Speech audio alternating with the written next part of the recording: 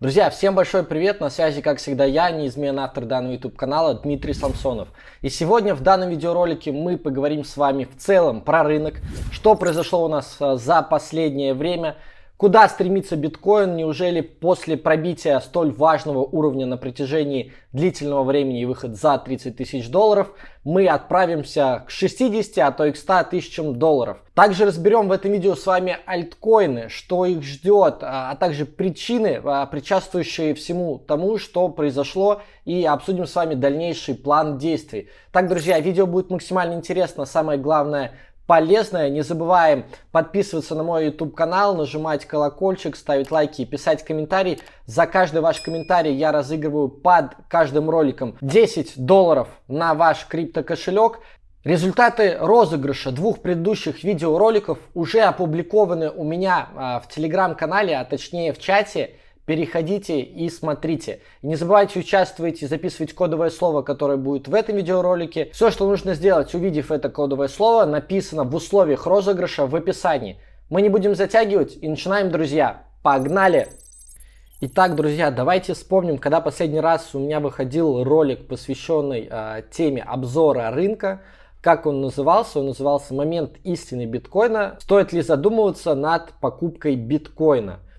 И давайте посмотрим, о чем я говорил в данном видеоролике. Я говорил, что вот жду вот эту вот зону, которая будет ключевая зона, в которой я там добирал шортовые позиции, взятые в закрытом канале, в закрытом клубе, для того, чтобы усредниться и здесь ждать окончательное там движение в область 19-20 тысяч долларов. Поговорим о том, что произошло с этими позициями.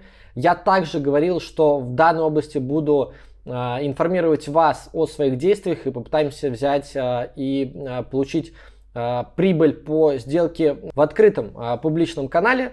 Вот. Поговорим обязательно, что произошло, но также хочется подметить, наверное, момент отсюда, чтобы вы понимали, что там мои тексты, доводы, они не взяты из контекста, а по факту вот я такие вещи там говорил о исправлении данной ситуации, и в случае, если мы будем здесь находиться, мы и так будем здесь находиться в позиции, если большое количество людей, я узнаю, что здесь я в любом случае это буду комментировать в своем телеграм-канале. И есть два варианта исхода событий. Вот это ключевая точка, и это рост куда-то дальше, потому что как только мы уже подходили к этой зоне, к этому уровню, в 35 тысяч долларов, если мы его пробьем и оттестируем, то дальше у нас свободная зона, мы можем сказать куда-то 40, 48 и так далее. Нужно понять просто. Да, вот именно об этом я говорил, но на самом деле мне не хотелось того, чтобы это произошло. Вот. Тем не менее, имеем, что имеем. Сегодня вот обсудим подготовленную информацию для вас, какие действия, что я буду делать и так далее. Давайте, наверное, начнем с того, что была открыта все-таки шорт-позиция с момента выхода того ролика практически там спустя месяц. Да, я все-таки открыл эту позицию. При этом я не спешил усреднять позицию в закрытом канале. Мы взяли с вами шортовую позицию после того, как произошел памп у нас на слухах о одобрении спотового ETF. Как это выглядело? Вот, в принципе, можете увидеть вот эта зона, вот это вот памп, да, после него мы откатили. И на ретесте, как оказалось, нижней границы этого диапазона пробили верхний диапазон, где у меня сначала выбило сделку по стопу, о чем я писал, да, там у меня убыток был небольшой от этой сделки, там 2,5% суммы сделки. Но после, перейдя в этот диапазон, да, я не удержался по сути, сделка была без стопа, я зашел сюда и закрыл сделку только там на откате где-то в середине следующего дня там у нижней границы этого там диапазона, и на что получил там достаточно значительный убыток. Убыток там составил порядка 7, по-моему, процентов. Да, так и есть. Вот, закрыл позицию, сами видите где. При этом параллельно, что я делал?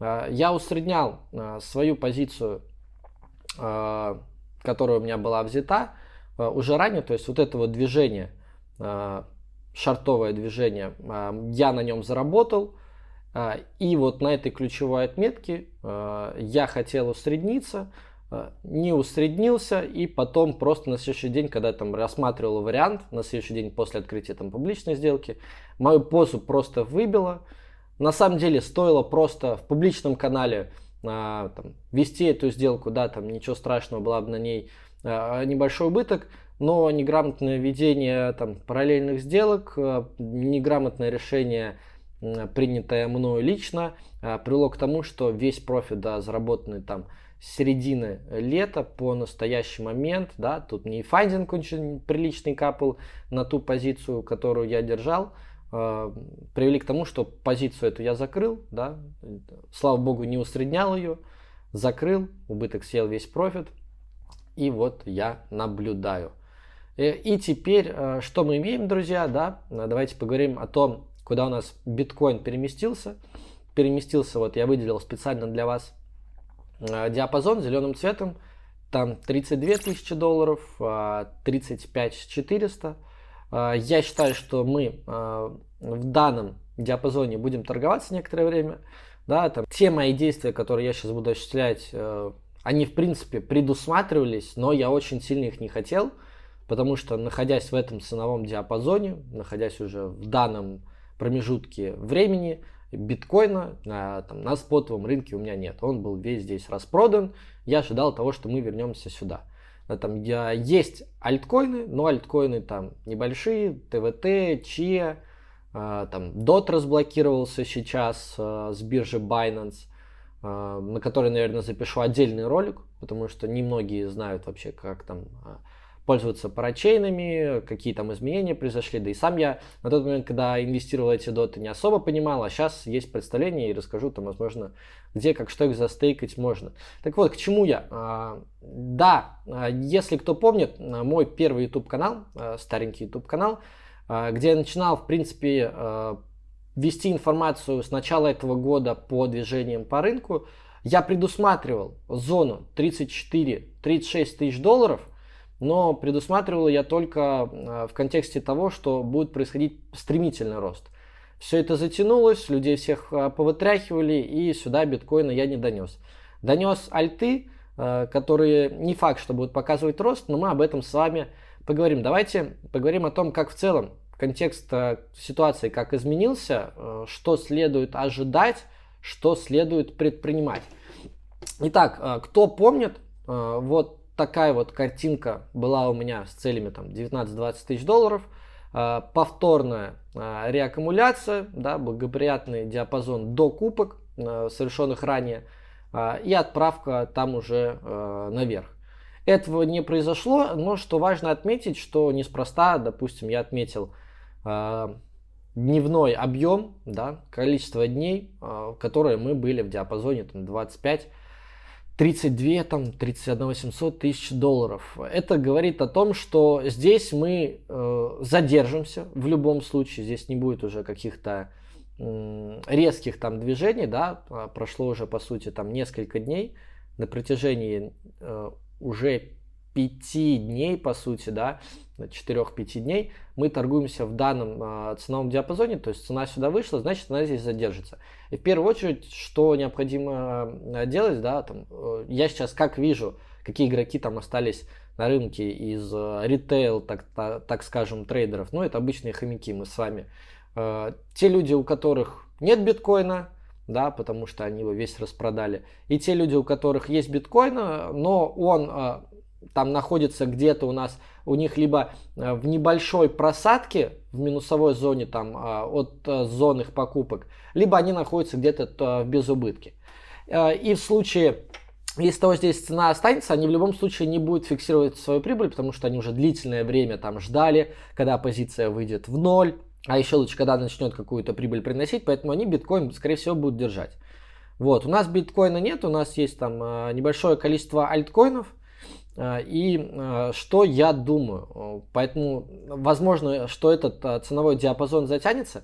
В принципе, я буду в любом случае ждать и пытаться заработать на этом движении от нижней границы, да, более детально можем с вами рассмотреть диапазон этой нижней с вами границы.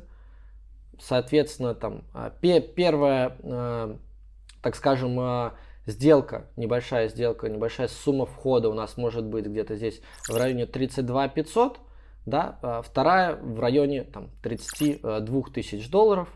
это крайний, так скажем, крайний уровень, да, до набора вот этой небольшой позиции. Опять же, все согласно риск-менеджменту, для того, чтобы не убиться на фьючерсах. Потому что, увидев здесь отскок, да, набрав позицию здесь немножко здесь, где-то средний у вас будет тут, соответственно, и увидев отбитие от данного уровня, мы можем увидеть поход наверх, и здесь, соответственно, можно сделать существенную прибыль. Никаких шортовых позиций от границ верхнего диапазона я теперь уже не рассматриваю. Вот. Поэтому будем играть только от лонга и вот от этой зоны. Когда я готов рассмотреть шортовую позицию я готов рассмотреть при переходе в этот фиолетовый диапазон. Диапазон там получается 30 832 тысячи долларов. На случай, если дневка закроется у нас ниже, то есть по недельному бару, по дневному точнее бару, мы закроемся ниже 32 тысяч долларов. Вот в принципе геймплан, который есть. Закрытие, пробую шорт-позицию, да, где цель остается у меня прежняя 20 тысяч долларов с первой остановки у границы 25 тысяч долларов. Либо работа от лонга, да, и, соответственно, поход к верхнему диапазону.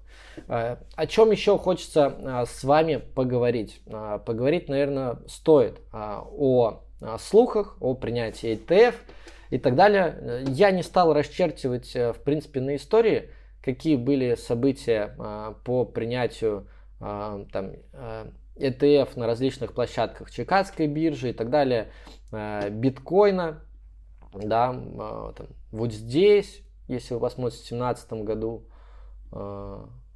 дальше, если я не ошибаюсь, вот здесь, в общем, всю эту информацию можно посмотреть.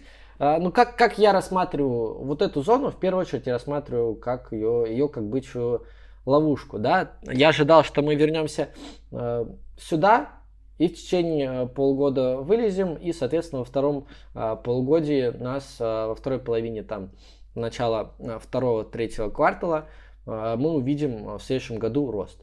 Сейчас же я склоняюсь к тому, что, ну, во-первых, локально, вот именно локальная ситуация предрешит и, так скажем, даст понимание ближайшего полугода, потому что изначально планировалось одно, выходит другое, что сейчас, если в этом диапазоне и с его выходом начнут расти альты, а сейчас, как я думаю, вы уже видите, огромное количество щиткоинов, флоки, пеппи, всякие разные другие растут.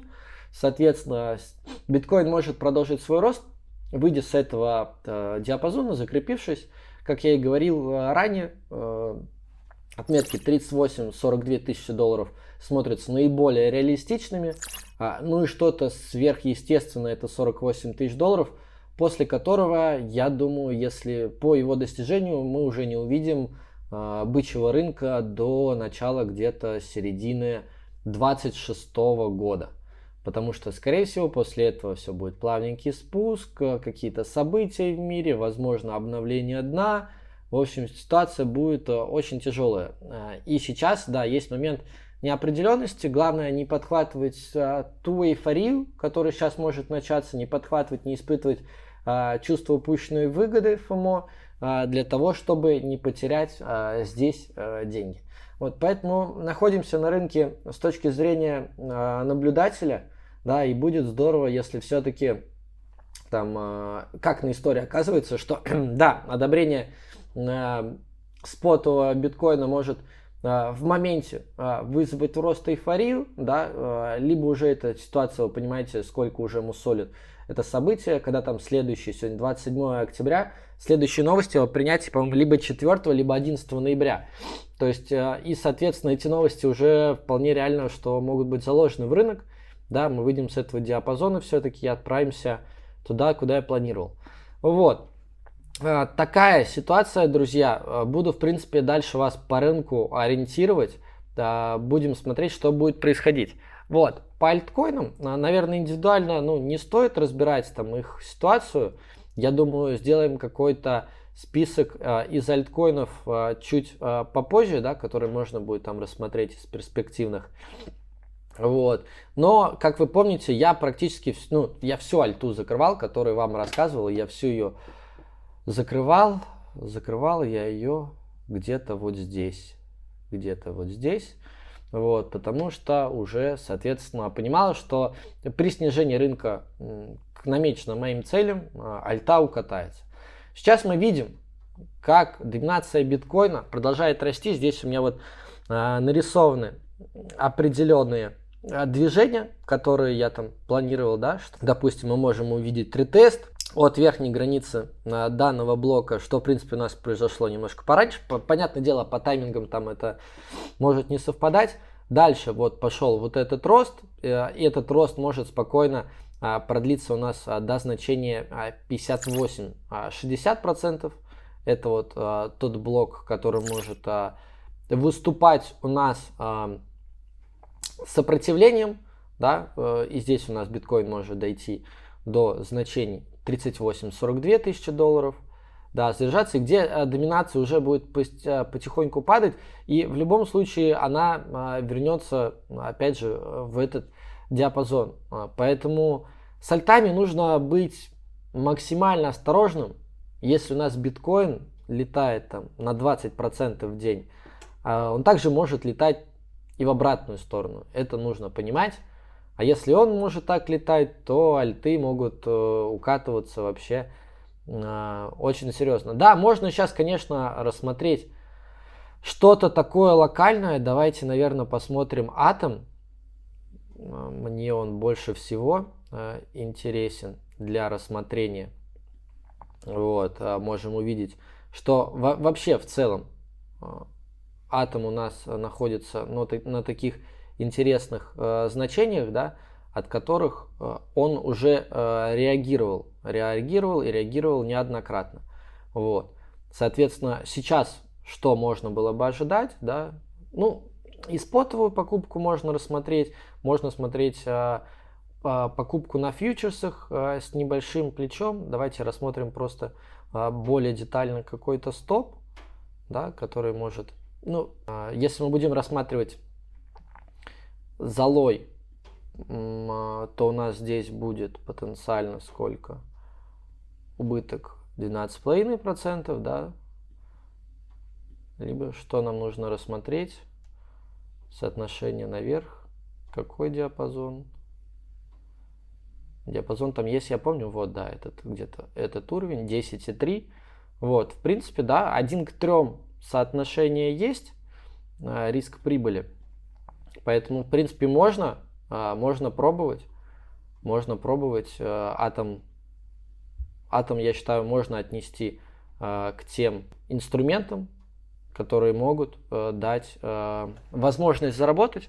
Я бы, если рассматривал, да, какие-то вот позиции, то рассматривал позиции бы вот в таких альткоинах.